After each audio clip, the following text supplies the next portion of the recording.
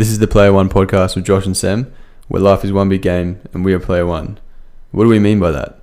We mean that if you treated life as if it was a simulated game and that you're an active Player One inside of it. How you win is simple. Reach your full potential. So, are you ready to level up?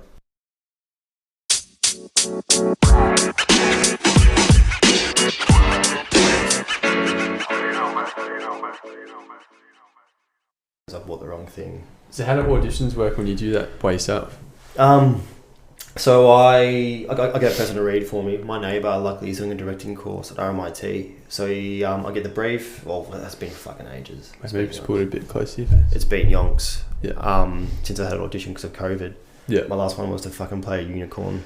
You played a unicorn? Yeah, like some like glam rock unicorns for some kids' TV show. That's sick. But so like the way I'll do it with him is he'll be off camera. I'll walk in a frame. I've got a fucking really expensive light my whole face, and then he reads the lines. I fucking act it out. I edit it all and submit it. Do it all on my phone. So who do you submit to my agent? To your agent. So my agent sends me the auditions. Yeah. And then I submit it to my agent, and they submit it to the people. Sometimes I have to submit it myself because there's NDAs, heaps of fucking like red tape and shit. So they have to like sign all these things. Will not show, will not do, will not whatever. Yeah. And they send you a script with your name all over it. So if the script gets leaked, they know it's yours. Yeah, true. And just film it, send it to them, and they fucking submit it, and you sit there and wait to be rejected. Pretty much. That's all it is. That's all it fucking is. What's the life of an aspiring actor to make it big? Because you don't see too many come out of Australia. No, it actually be quite surprised. Like you think that, but then you go on like heaps of Canada, because heaps of things are filmed in Canada these days and like whatnot. There are tons of Aussies that have moved to Canada or filming shit in Canada. There's heaps of cop shows. You'd be surprised. Like you watch a random cop show, you go, who the fuck's that person? And it's an Aussie. Yeah. We're actually we're pretty what do you call it? Like not in demand, but because we're pretty easygoing and pretty hardworking, especially like drama school graduates, because we've got a pretty high standard with the drama schools. We do tend to work. It's just more like it's like Dad was talking to Dad the other day about some Matt Damon interview he saw, and it's like it's a life of rejection. Like like I really wanted this role, and I couldn't get it because I didn't get it. Yeah. Just in the entire like Christmas break, past New Year's, January, hoping to get the call after Christmas and didn't get it. And it fucking sucks, but it's all about like we'll talk about it when have we started or yeah we're right. Oh fuck, my bad, sorry. No, it's it's one of those things you kind of get taught at drama school. It's all about letting go. Like if you're able to let go of shit, you're able to move forward. I feel like a lot of people can't let go, and they kind of can't let themselves move on to the next thing after being rejected. With anything. People get into a punch on with a mate or something like that, and they can't let go of it, and they hold on to that shit forever. That kind of halts progress. Yeah. So it's all about letting go. So like if I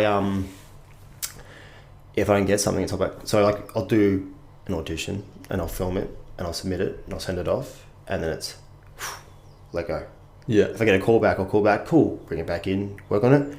Let go. But I find the second you're trying to hold on to something, you never move forward. If I hold on to the fact that I never got to fight in the ring or anything like that, then I'm stuck.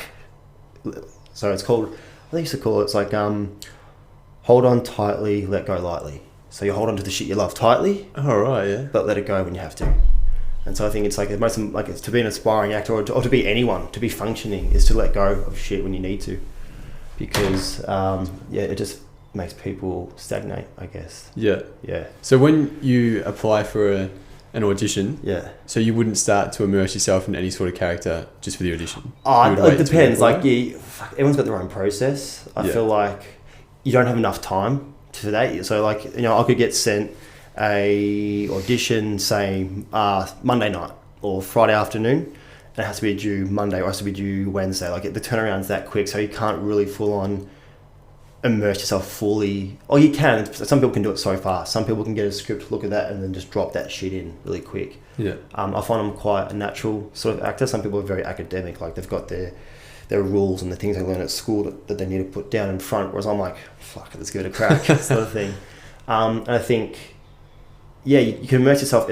I think that's what gets people roles, is who can immerse themselves in the character and make that character theirs with what they've been given. You only get given sometimes 3 or 4 slides. Sometimes they give you the entire script, but then you only have to learn to perform a certain scene. You kind of, it depends on actor to actor. For me, I'm able to immerse myself because I'll have a day where I'll learn the lines, and then I kind of, it's really weird process where I kind of do it to a mirror and watch my own face, because I think you kind of forget what you look like sometimes. It just kind of helps me connect to what I want to say, find the character, and drop mics. Yeah, so pretty much like, it's kind of hard to immerse yourself fully into, like, you can't do yourself a Heath Ledger Joker with 2 days notice. You know, but it's it just varies from actor to actor. You know, everyone's got their own process and their own way to do things. So you can or you can't. Do you have like your own personal style of a character that you think that you feel the best? Oh yeah, like scary, rugged, hunky, sort of like eat to destroy you sort of characters. I find I can do them pretty easily. Like it's really funny. You've got certain things, people have got their strengths. I think because of fighting. Yeah. And like, cause you're just sparring and standing in front of someone, that eye contact, I got really good, like that piercing gaze for one. But also just good at standing in my own shit. And I feel like what drama school taught me was the bad guy isn't the guy that can be the angriest. It's the guy who can do absolutely nothing and make you shit your pants. Like when you look at Mike Tyson isn't scary when he's saying these like really fucked up stuff. Mike Tyson's is scariest when he's just standing there looking at you like your food. And so like one thing I learned is I'm good at playing those characters where you can just stand there and look at someone like they're nothing. Like they're... He watched Killing Eve on Stan. No. Great show. There's this chick who plays, her name's like Villanelle, and the way she looks at people is like they're lamb chops. And it's just like almost like Hannibal Lecter inside the lambs. And just watch that shit and it's just cold as fuck. And like, I love that. Like I feel like I can do those characters. Good also doing that sort of at school, I played a lot of dads because I was like the older guy in the year. Played a lot of dads, and we did this show called When the Rain Starts Falling. And I played this really Aussie, like had a fat suit on, had a buzz cut, and a big goatee. Yeah. And just played this big lovable dad. So I'm kind of good at playing those sort of empathetic characters too. But I prefer to play, let's have a bust up. Yeah. I love to be in an action movie. Like, do it for free. That'd be pretty cool, eh? Be in something like Vikings. You don't have to pay me. I would happily walk on set every day with my axe and my shield and sit there and just go all day. Like that'd be good fun. But I think that's where I kind of sit. Is like that's my area. That's good. I think like, were you aware of that, or do you think that drama school helped more? I think I was pretty lucky. I think a big problem with a lot of drama school is people try and find who they are and what they want to sell themselves as. And so at drama school, you do a thing called a showcase. So you do a showcase for all the agents in Australia, and you try and sell yourself to them. And one thing I was told I was really good at, I pitched myself as me, because you have to do a stage scene and a screen scene. And my screen scene was from a film called Two Hands with Heath Ledger. He plays like a bouncer. And he meets this chick, and he's kind of got that weird sort of rugged, mysterious, like he's in gangland sort of stuff, but he's got charm. Yeah. So that will show that sort of that Aussie laid back, sort of larrikin, oh, how you going, mate, sort of thing, which is just me, like naturally. Yeah. And then in my stage scene, we played bouncers again, but had a really effed up monologue about smashing this guy's head in. I was able to show that side, and I just got a lot of eyes were pretty like looking at me saying, you sold yourself well, like you knew what you're about. I think it's the hardest thing for a lot of actors, because a lot of actors see people like they're heroes. Like people see Heath Ledger and they want to be Heath Ledger. Yeah. But they forget to be themselves, which I think is the most important thing with like nearly anything you do. Like people spend so much time chasing someone else or to be someone else and forgetting who they are. And people don't want to see the same thing again. Like even like the other day or the other week, Mum and Dad were watching The Voice, and this guy came on with beautiful, beautiful pipes, singing a Bublé song, sounding exactly like Bublé. And no one turned around for him because they've already seen Bublé. They've already seen that guy. They didn't see him. And so I think it's an important lesson. Remembering who you are is more interesting than who someone else is. Yeah. And I think a lot of people kind of forget that, even at drama school. And people figure it out, and people do get there. And some people, they get there after drama school. Some people got there before drama school. I felt like I was kind of there before drama school, but it was just raw and misguided and needed to be kind of refined. So, I think it's all about, you need to find who you are before you can find something else. Because then I think you're lying to yourself and lying to everyone. And that's the thing, the camera can smell bullshit. People can smell bullshit. Yeah, people are more educated than we think now. Oh, they absolutely, absolutely. Especially because we've got so much access to so much information so quickly. We've all got pretty good bullshit radars these days, and people can sense it. And so when you're trying to be something that you're not, people can tell. And that's why if people come across as fake or whatever, people kind of put them in that box or in that corner and say, oh, that person's a wanker or that person's an asshole, because they're not being truthful. Yeah. Whereas, if you actually take the time to think who you are, what you're trying to say, what you want to be, then you are able to take control and able to be you, and people will actually care. People don't care when you're not being yourself. That is true. That's good that you said that, because I think that a lot of people have like a good radar for other people and they're good at judging and trying to put people in a box, but they've got no idea who they are. Yeah. Or what they are about, or how they're portraying themselves. No, absolutely. No, I think I'm a big believer, and you've got to stop caring about what other people think. Like I hate it when people, like I care what people think in terms of if they think I'm a good bloke. Like I try my best to just be liked by people. Just be a nice guy. Don't be an asshole. And I find, that's where I kind of care what other people's opinions are. But in terms of after that, it's kind of weird in an industry where I'm kind of like, do you like me? Do you like me? Do you like me? I'm an actor. Do you like me? I think I'm pretty good at going, cool. I'm going to think if I'm happy with it, I like it, that's all I can do. Because if you sit there trying to chase other people's appreciation, affirmation, whatever you want to call it, you're always chasing. Whereas if you can sit there and be happy in yourself, makes life pretty fucking easy. It's weird that people spend so long trying to figure out who they are. I started can easily judge other people and pick apart other people, but have no idea. I think it's because people also don't want to ask themselves like the real questions. Yes. They're scared of that. I'm scared of it. I know I'm stubborn as shit. Me and my girlfriend will have arguments, and she'll say something, and I know she's right. I don't want to hear it. And that's a flaw of mine. We all got flaws. No one's perfect. And I think it's about owning that. And that's like my next step is to own more of my shit. We've all got shit that we always need to own.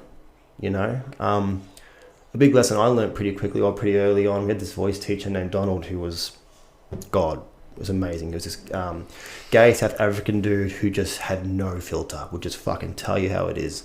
And I got a slight speech impediment. He says, I think it's what held me from getting into drama school for quite a while. And he taught me to own that instead of trying to hide from it and be scared of it. And it's about owning who you are and what you are to push you forward. Ben Mendelsohn has a lisp, and there's this really weird sort of speech pattern. He's in Animal Kingdom. It's in Animal Kingdom. Yeah. He's the brother Pope, the really weird dude. Yeah. Also in Star Wars, the Rogue One. He plays a baddie in that. He has this really camp voice, but he is fucking terrifying. Yeah. It's insane, and it's about owning who you are and owning that voice. And my voice teacher taught me how to own that.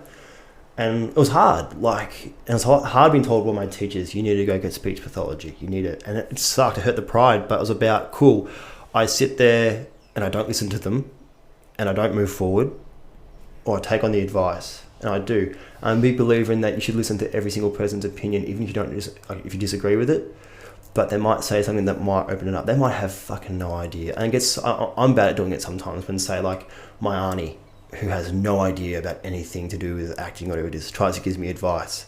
I sit there and go in my head, like, you don't know what you're talking about. But I should listen, because there's another person's opinion. It could be the thing that unlocks the next thing in your development. So, I think that people can't actually do that. People can't listen to that feedback or ask themselves those questions. And I think that holds people back too from figuring out who the fuck they actually are. Because I don't want to, it's too hard. Yeah. It's easy to go on Facebook and like people's other reactions and do all that shit instead. Yeah, and distract yourself in whatever way. There's a guy that I want to bring on. No one would know about him. He's just a guy I used to work with that's just had one of those guys that had a crazy life. Yeah. And he said to me, he's really old school, very old fashioned. And he's like, if most people, what they need to do to solve all their problems is just look at themselves in the mirror, just for an hour. Just stay there for an hour and look at yourself in your mirror. And he's like, I guarantee you either laugh or cry. Yeah. And I was like, fuck. I did. I cried the first time I did it. But I was like, whoa. It's actually like, we actually did this really incredible thing one time in our movement class. We had a great teacher called Sammy Chester, and we just had to sit across another person and look at them. We did this for a fucking hour. And we got closer and closer and just looking at this person, and everyone was either crying, because we don't actually look at people. We don't actually communicate properly as human beings with ourselves, with others, there's always that mask. Yeah. And as soon as you can break down that mask, like you looking in that mirror, your mask would have just dropped. And when it happens, it's such a like an overwhelming flow of emotion. And I almost feel like everyone in the world needs drama school, because it teaches you to kind of drop that mask, because we all carry masks. We all do every day. And looking at that, sitting in this room, sitting at my mate Lachlan, and I was watching this dude. He's like 6'5". He's like, he would have been 21 at the time. I'm sitting there looking at this dude. I'm like, holy shit, I saw you when you were 19 and you had no facial hair and you're a baby.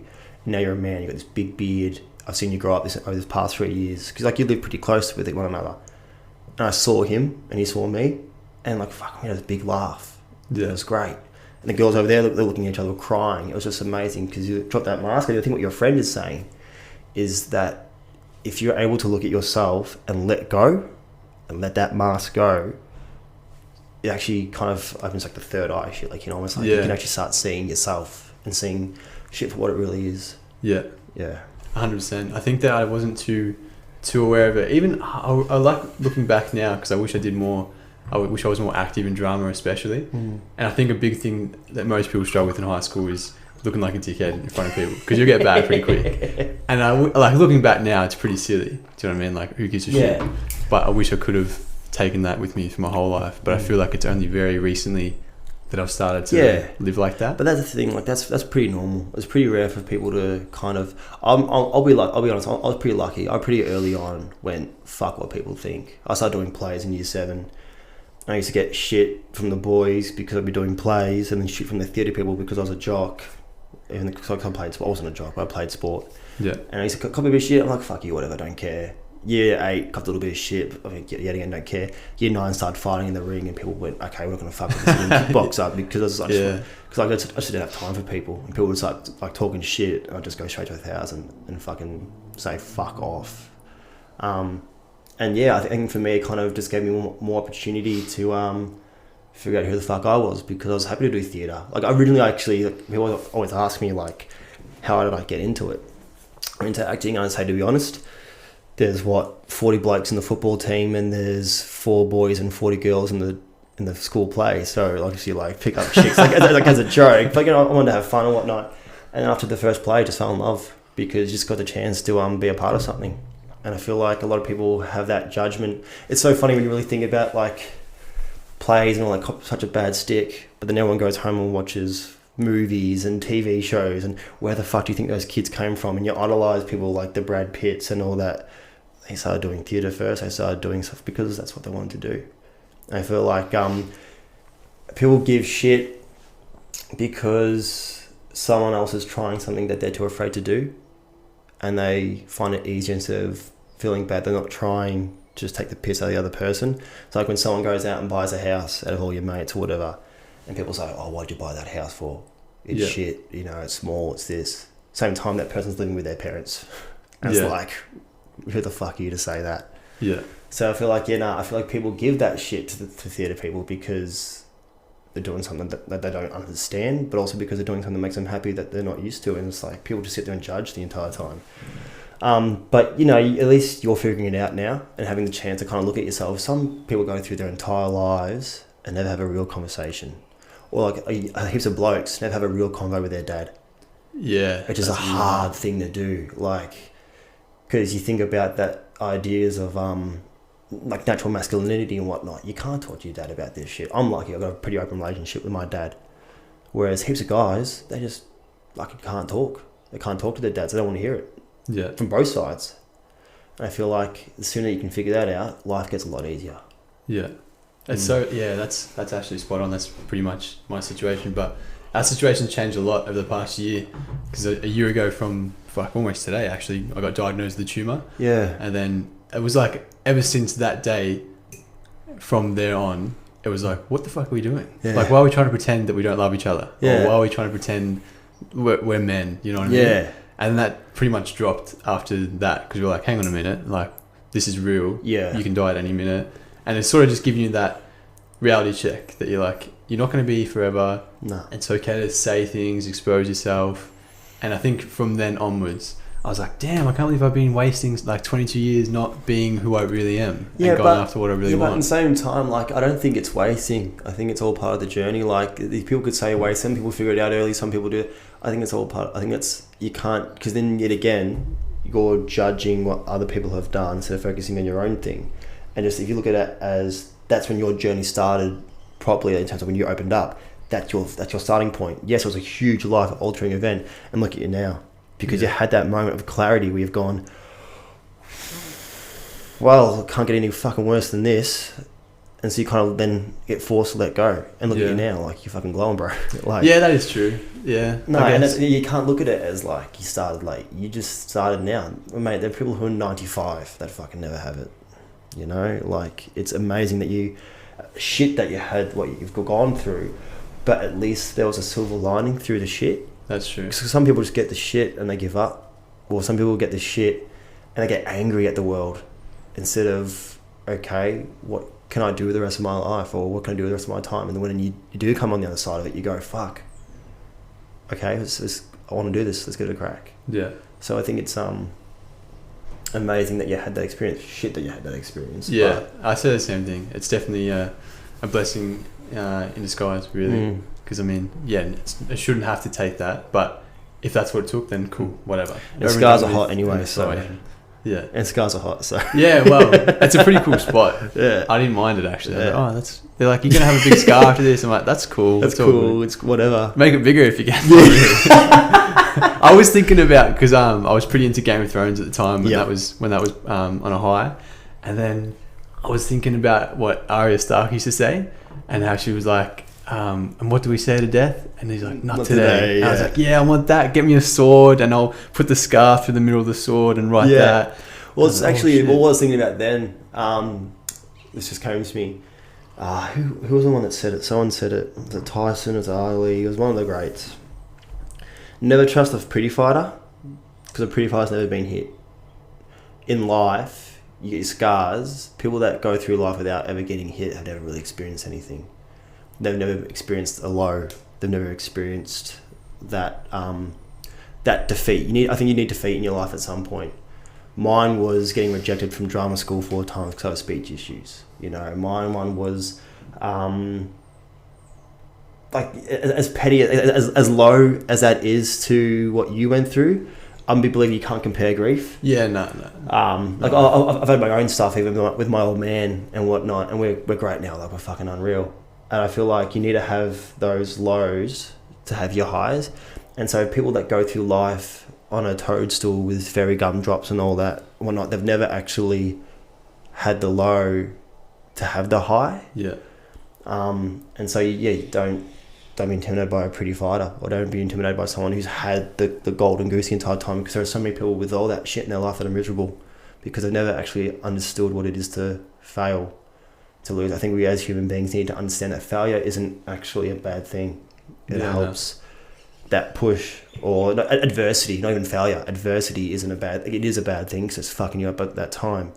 But where you can end up on the other side is so much more important and great for your development, for the people around you, for where you want to go in your life. Like, there's some people that go through traumatic shit, and then they decide, nah, cool, I'm going to be a base jumper for the rest of my life because that's what I want to do. And then they live the rest of their lives actually happy. So yeah, that just came to me then. They never trust a pretty fighter because they've never been hit. I think if you've never been hit in life, you can never get back up again. Yeah. Like, you need that whack. Yeah, you don't know what it is within you. Yeah. I remember, I think...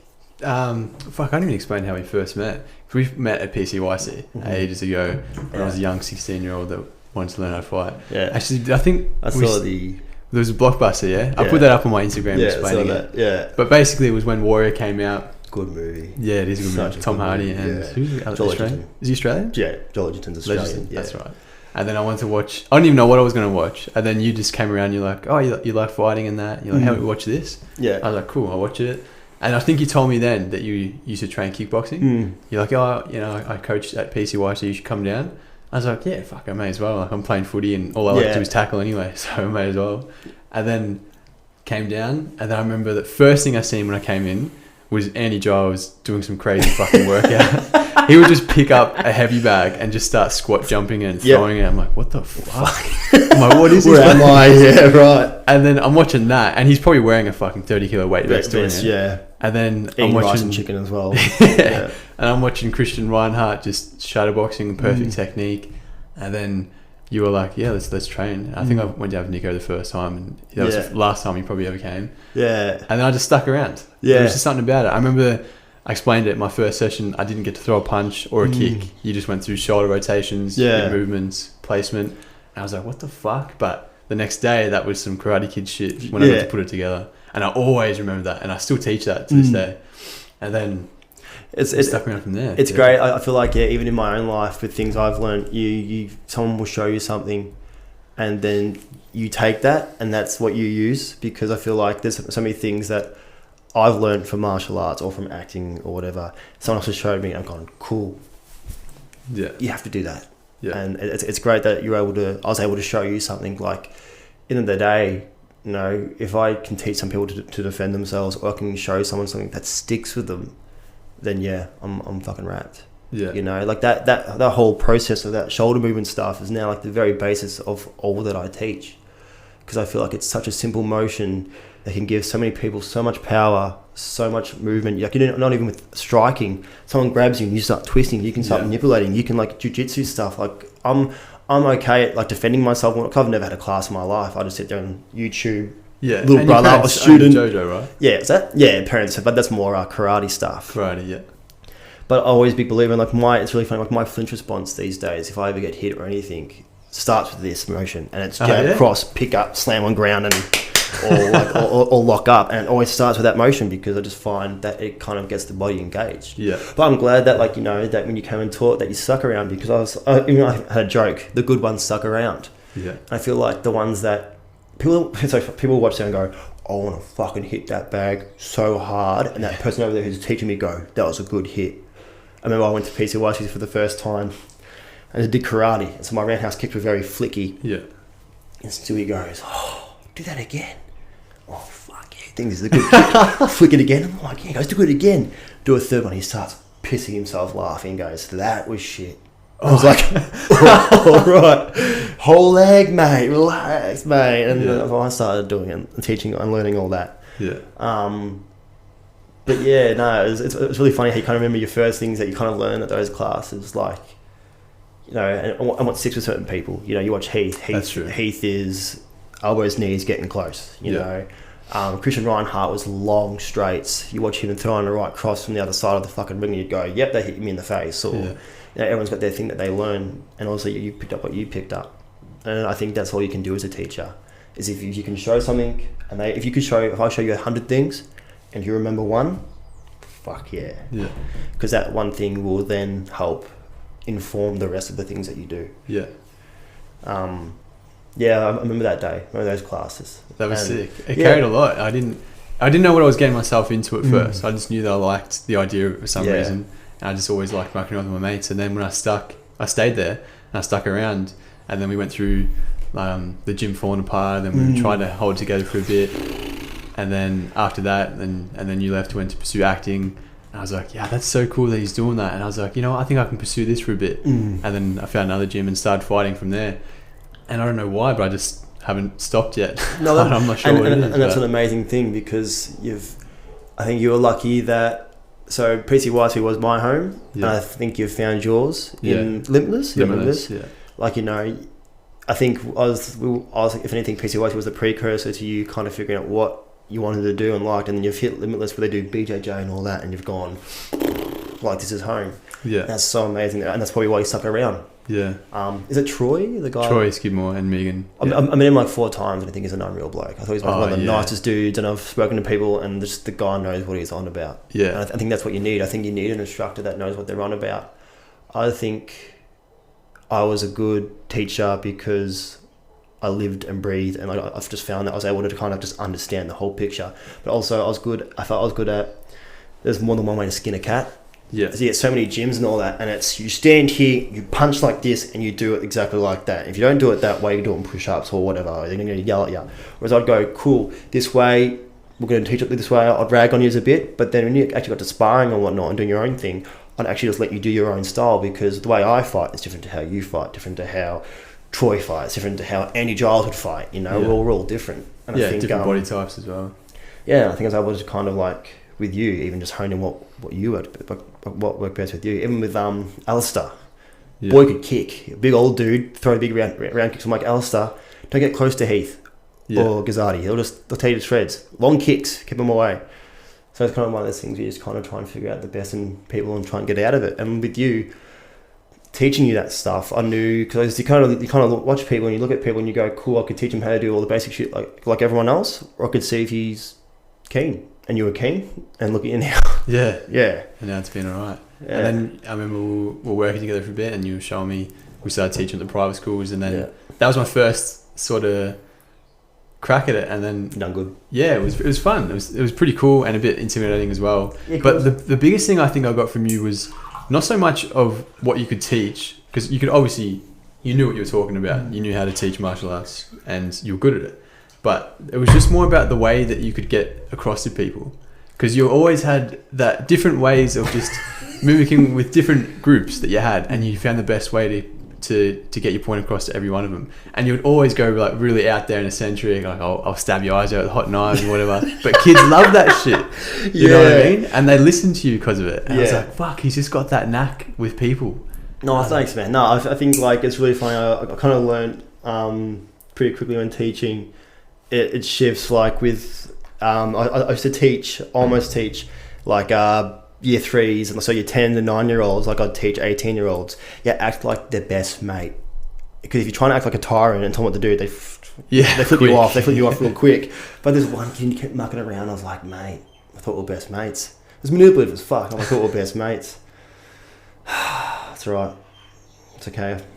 I'll find new friends. And you're like, oh no, I'm really sorry. Next month, did not fuck up once. I'm like, that's manipulative as fuck, but at least you learn like there's in friendship, like you can rely on another mate. And then after that, I was just like, after the next like 20 minutes, like, nah, bro, we're fine. Just come on, stop mucking around. Yeah. And then like with, I found like with like year 9s, she's just talking memes the entire time. Year 9s like, and they laugh and they get involved and they get around it. So yeah, that's true. Oh no, I think that's the biggest. I think it's the hardest thing with a lot of things in life is communication. Like how you communicate a point across to people. Like lawyers and all that shit are good at communicating what they want to people. It's all about how you communicate your message as easily, as efficiently as possible to those people. And I think a lot of people struggle with that. Yeah, trying to speak in their language. Yeah, but trying to still keep true to you. Yes. At the same time, you don't want to copy them. No, exactly. And if you start becoming, and yet again, if you start becoming bullshit, start becoming fake, then like kids can smell that shit from miles away. That's why substitute teachers cop a fucking hiding from some arsehole students, because they kids can smell that fear, that smell that bullshit. Like I would get walking into a class, and if I walked in and was like, what am I going to teach them today? What am I going to do this? Kids would just go, cool, free period. Let's just fucking have fun. So I'd stand there and just go, cool, game on. You kind of got them playing your game. Yeah. And so like, you know, I'd do shit where I was almost like, as horrible as it sounds to some kids, I'd be like, cool, you're lucky to have me here. So if you're going to fuck around, I'm going to sit over here and watch YouTube videos. And when you're done talking, I'm going to come back. Because I get paid either way. And they go, can you say that? It's like, I don't care. So no, it's weird. I feel like the hardest thing is people struggle with communicating their point across. And I was able to do that because I think also to communicate, this is really actor wanky. You need to listen. And I think people like, I'd get into a class, I'd be ragging on kids, and see, I look at one kid, I could see that they were miserable for whatever reason, home, school, whatever. And because I listened, I could see that kid, I could feel that kid's energy. I wouldn't give them any shit. And when I was teaching, I'd walk around and go, you're doing great, mate. I'd talk to them and just go, cool, you know, you're good, yeah, cool. All right, just talk to him, like really calm and all that. And then I'll go to the footy boys, like, rowdy, and go back to that kid, oh yeah, you're doing really good, bro, like what's up, like, you know, you're just thinking about this. And even if like some of those kids, even if they were doing, I wouldn't teach them and say, oh, that was good if it was shit, but I would focus on, cool, mate, that was great, you did that pivot really well with that foot, that's awesome, but next time, keep your hands up. You drop your hands, they smack you in the face, you know, you don't look pretty, blah, blah, blah, blah, and have a joke with them, they laugh, move on. And then I found the kid would respond, and next week at class, they'd be the front of the line, or they'd be front and center, because you actually listened to what they were giving you. And I think as people, like, you know, we don't look at ourselves, we don't listen to ourselves, but we don't listen to other people. Like, it's so funny how often you'll go to a pub or a party or whatever, and you'll be talking to someone and you'll be too busy thinking about the next thing you're going to say instead of what they're actually saying. And it's funny because then they'll finish their story and it's like, cool, you're both just monologuing at the next person because you're both thinking about the next thing you're going to say because you want your story to be out there because you think your story is funnier or whatever. Yeah, what is that? Why do we have that? I think it's just about we feel uncomfortable in letting someone else in, so we just draw our confidence from the things that we already know. And so instead of sitting there actually engaging in a conversation with someone and finding out about another person, go, oh, but also here's this story about this thing, and then they'll do the same thing, and you just fucking go back and forth, and you go, okay, we'll see you, bro, and you'll fuck off, and that's it, and then that relationship doesn't go anywhere. That's it. That's all it'll ever be. But the people that you do become your best friends, your partners, of course your family, you actually listen to the things that you're saying. And I've always found that I've always been pretty good at just listening to what people say. Like, you know, even my milk bar dude, me and him just sit there and have conversations about his daughter and shit like that. Whenever I go there, fucking like we're best mates. I'll see him like once every like 2 weeks, 3 weeks. Could just listen to him. He listens to me. I think that's an important thing that we forget as people in conversation. That conversation is a two-way thing. Yeah. A monologue is being a wanker. There are plenty of people that do it. There have been times that I do it. You have like 4 or 5 beers and you're just talking about like, oh fuck, I did this, I did that, you did that, yeah, but I did this, and you just go backwards and forth because you just kind of, it's uncomfortable actually letting someone in. And I think at the end of the day, all of this stuff about taking ownership and control of your own life is just the uncomfortableness of doing doing that. It's so easy just to fall in line. Exactly. They always say that it's with anything, especially like going for a run, the first step's always the hardest. And that it's the exact same with pursuing anything that's uncomfortable. Yeah. The first step is going to suck because you don't know what you're doing. Yeah, you're doing it right. It's embarrassing. You don't feel comfortable in your own skin. But it gets easier every day that you are very genuine about it. As long as you stay genuine and you have good intentions for it, that you want to be better for whatever reason, then I think it's always going to work out better for you if you do. Absolutely. No, totally. Not easy, but like the other day I was at the boys' house, don't catch up with them that much, and then I noticed, I don't know what I was thinking, but I was just listening to everyone and just what they were saying was exactly that. It was my turn to talk, you talk, and then my turn, and then just shit banter that you're pulling on each other's weaknesses here and you know you're doing it, but you're trying to get a cheap laugh. Yeah. And I was like, whoa, what are we doing? And then I just, individually, I didn't mention anything. I just said, like, how was your week? And they're like, oh yeah, it was good. I'm like, yeah, what'd you do? Like, what'd you like about your week? Like, what made you happy this week? And they're like, what? And at first I take the piss. And I'm like, no, seriously. Seriously, yeah. What made you happy this week? And they're like, oh, well, actually I did this. And then they get a little bit more comfortable to talk about it in front of the boys. And then next minute we're talking about genuine shit that is actually going to build this relationship rather than tear it apart slowly and subtly. I was like, why are we not trying to do that every time? Yeah, again, because like I said, they take the piss because taking the piss is the way they deal with being uncomfortable. And like I said, the very second that you break that barrier, it just makes it so much easier. Like, I've had some of the most honest conversations I've ever had, like with my partner, Claire, or with like drama school mates, because you learn pretty quickly, you just break down that right away. And you'll still have those moments where it's a pissing contest, but you will have those real conversations. Like, you know, you'll see a mate and you'll be talking, you'll all be hanging out. You can see him. I think when you really are listening, you can see a mate that's off. Yeah. And they won't want to talk about it. You'll fucking poke and prod, and they'll take 85 beers. You'll be around one of those glass tables, the D&M tables that we all those around. But if you can have those, it's weird that people need alcohol to have that conversation. But some mates, if you just start listening early or whatnot, or they're being distant, you just shoot them, hey bro, how you doing? And sometimes that's all they need to know that you're listening. Yeah. It's like some people feel like you need to have this full-on philosophical discourse on how to break down someone's, like, and at the end of the day, it's just, you see a mate that's not doing well, just how you doing, like that. And that could be the thing that makes him go, cool, this person cares. Next time I'm going to tell him what's wrong. Yeah. Or next time it's with this. Or they'll go, nah bro, I'm actually good now, but thank you for reaching out. It's all about just feeding off other people's energy. And I think that a lot of people can't do that. People just have no clue on how to read another person's energy. Yeah, they lack that EQ, that emotional intelligence. Yeah, that empathy. Like they're too busy worrying about their own uncomfortableness to notice someone else's. It's like that. Yeah, it's like, I've got my own shit to do with. I don't need yours. Yeah, well, you're not going anywhere. Why are you going anywhere with that? Yeah, but I was going to say, yeah, because that's a good one. I like that you said that you don't always have to have a full DNA with someone, because even that alone would put people off. They're like, I can't be like doing all that shit. Yeah, I don't want to break down into that, or I don't want to have that discussion because I'm just not ready for it. Yeah. But just like, so a mate of mine, his old man passed away, and like he's my best mate, and I knew from the word go that people would be just bombarding him. They'd be over at his house, they'd be calling him, texting him and all that. I literally just said to him, you text me when you need me, I'm here. And I knew that meant something to him, because he was so fucking sick of people asking me if he was okay, people hammering him saying, what's going on, like what's this, like I'm coming over now, when he just wanted to sit alone in his fucking jocks with his Xbox, just turning off. Yeah. He couldn't do that because he always had people around him. So I think it's about just understanding what people need, and sometimes a simple, I'm here whenever you want. Yeah. Yeah. Send. Smiley face.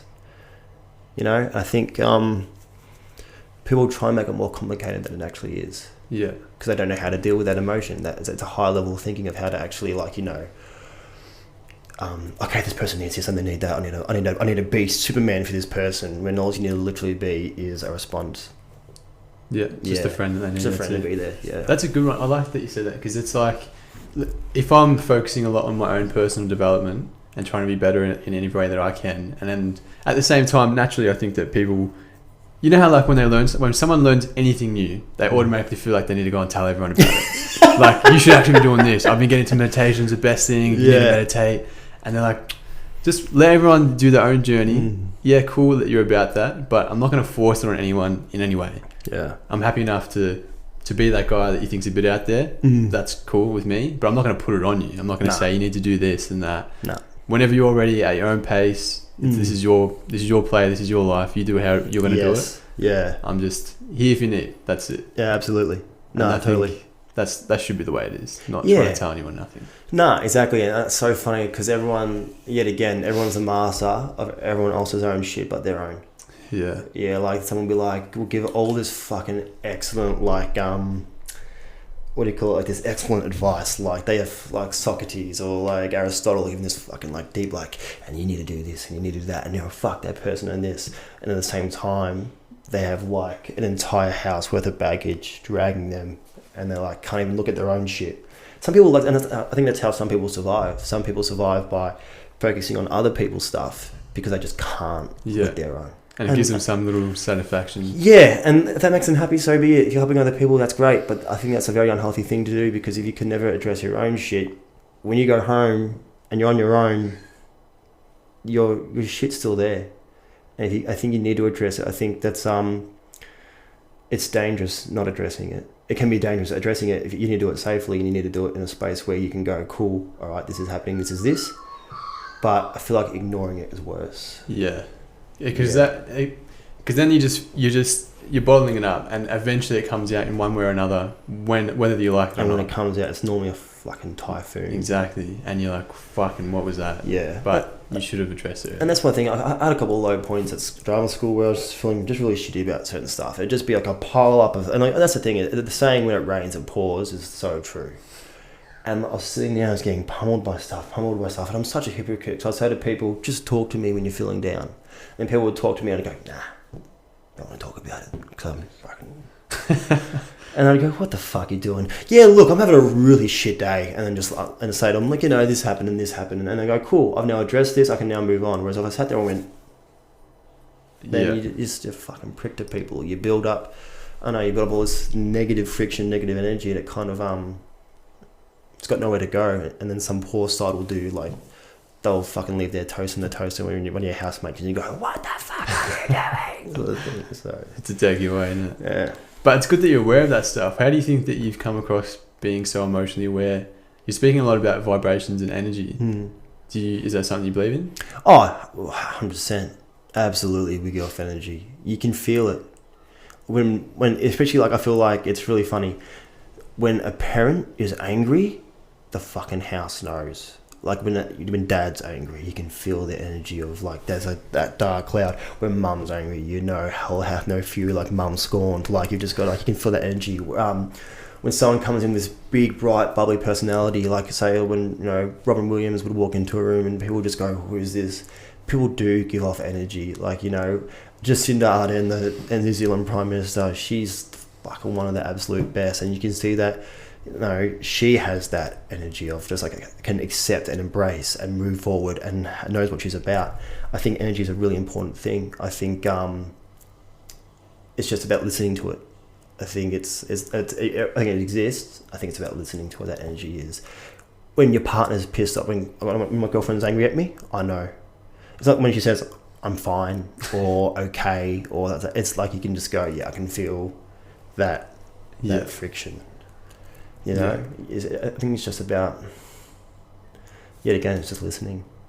It's just about listening to people and listening to, and like I know when I'm putting off a bad energy too, and it's like, fuck, I don't want to be this. I don't want to be this person. I don't want to make people feel that shit. I don't want to make people feel this way because I know how this energy feels.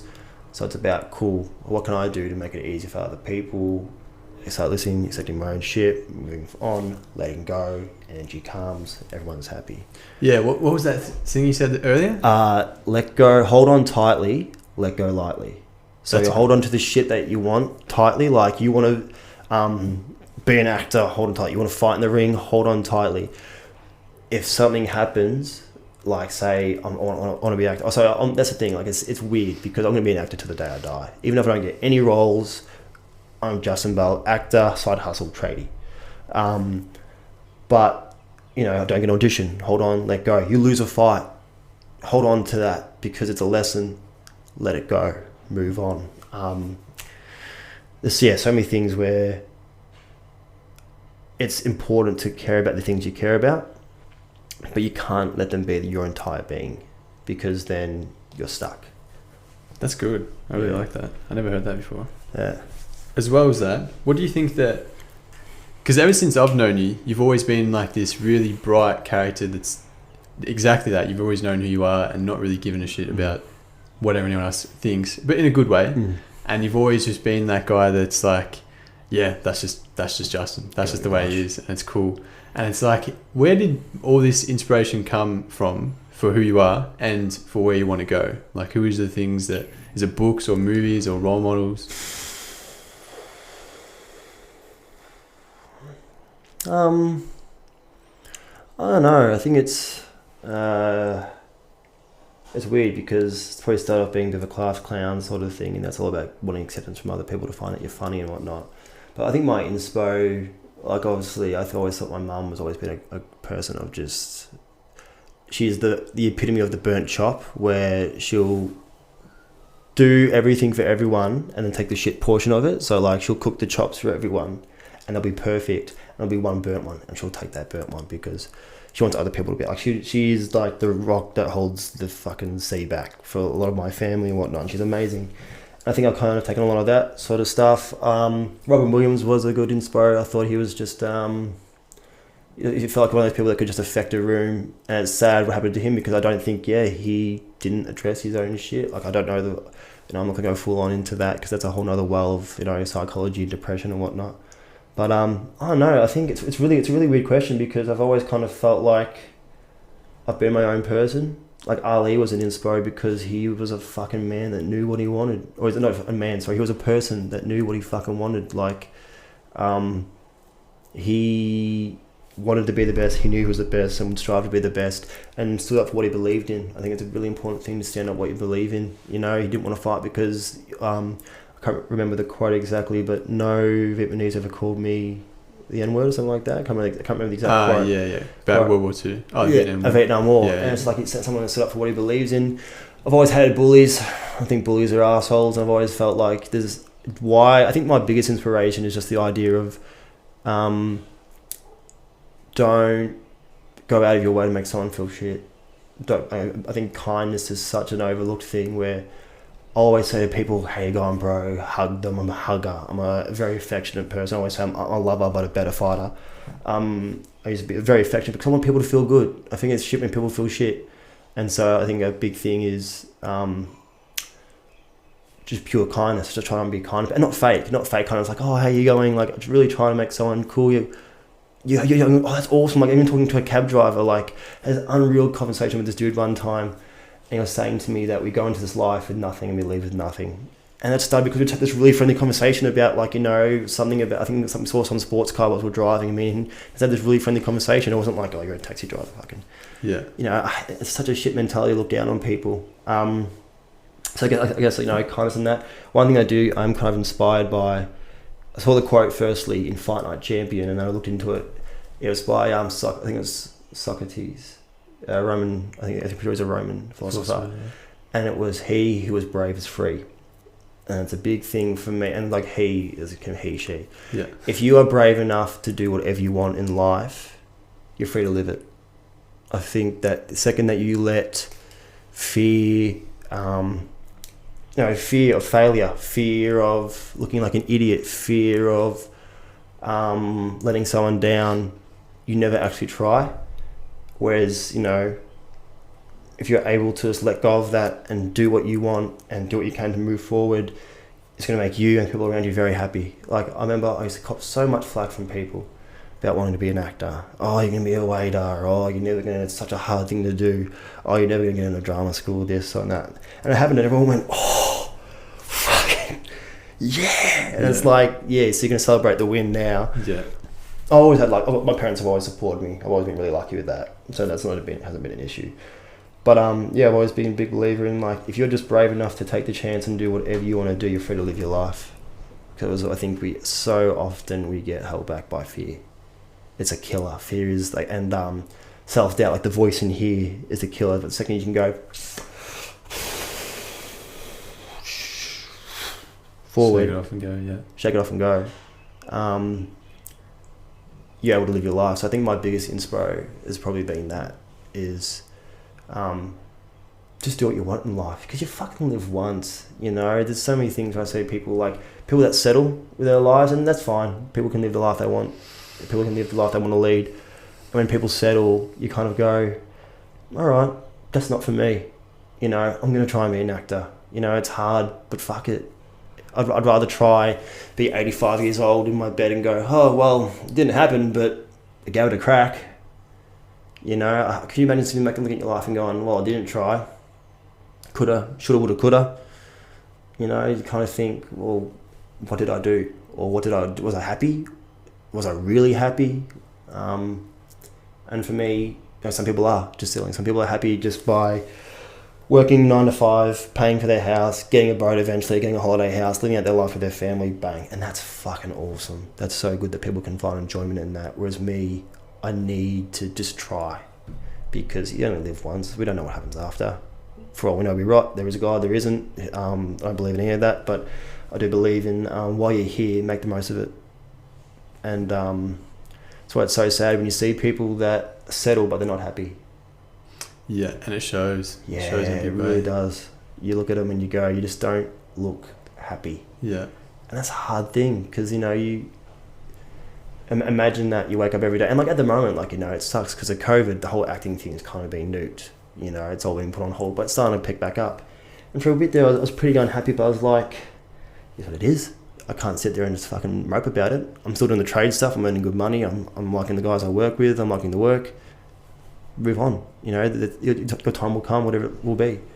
I know it's weird. I think it's important to want to try. Because in the end of the day, what else you got to look forward to? Yeah. I like that. I think it's a good way to finish off. You actually almost finished off the exact way that Elon Musk did. Oh, really? No shit. Podcast. And I was like, oh shit. Yeah. Because this has happened twice now, where someone's taken without even knowing, and they're like, oh shit. And I always get excited by that, because I did it once without knowing. And I'm like, fuck yeah, I'm like Elon Musk. Yeah. Where's my Tesla?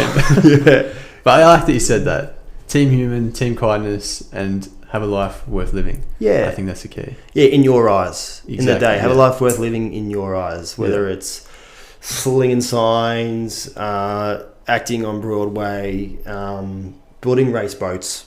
Fuck it. If you're happy doing it, you do it. I think that's the biggest thing that people forget. Beautiful. My man, Justin Bell, thank you for coming. Cheers, Gizzy. Thanks, mate. All right. Ciao.